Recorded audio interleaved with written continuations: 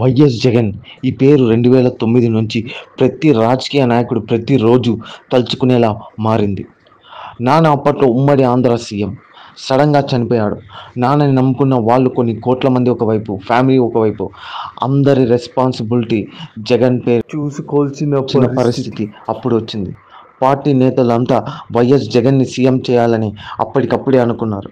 కానీ కొన్ని రోజుల తర్వాత ఏమైందో ఏమో కానీ అన్నీ మారాయి. ఢిల్లీ మేడంకు జగన్ సీఎంగా పనికిరాడు, కావాలంటే ఒక సెంట్రల్ మినిస్ట్రీ పడేస్తామంది. ఇందుకు పార్టీ నేతలు కూడా అప్పుడు కొంతమంది సపోర్ట్ అయితే చేశారు.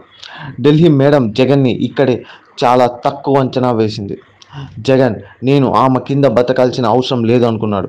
జగన్ అప్పటికప్పుడు ఒక డెసిషన్ తీసుకున్నాడు. నాన్న కోసం చనిపోయిన ప్రతి ఒక్కరిని పలకరించాలని చెప్పేసి ఓదార్పు యాత్ర స్టార్ట్ చేశాడు. అది ఢిల్లీ మేడంకు ఏమాత్రం నచ్చలేదు. జగన్ని పార్టీ నుంచి బయటకు పంపింది. ఆయన బెదరకుండా ఓదార్పు యాత్ర చేశాడు. ఎంపీగా రిజైన్ చేశాడు.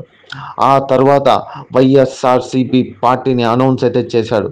చేసి పులివెందుల ఎంపీగా రీఎలక్షన్లో నిలబడి దాదాపు 5 లక్షల భారీ మెజార్టీతో గెలిచి ఢిల్లీ మేడంకు చెమటలు పట్టించాడు.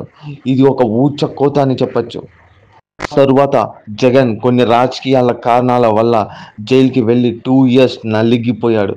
తర్వాత బయటికి వచ్చి 2014లో రాష్ట్రం విడిపోయాక జరిగిన ఫస్ట్ ఎలక్షన్స్లో చంద్రబాబుకి ధీటుగా నిలబడి 67 ఎమ్మెల్యే సీట్స్ గెలిచాడు. తర్వాత 2019లో 151 ఎమ్మెల్యేలను గెలిచి రికార్డు సృష్టించాడు అప్పట్లో. ఇది జగన్ మాస్ హిస్టరీ. అయినా 2024లో జగన్ చాలా దారుణంగా ఓడిపోయాడు.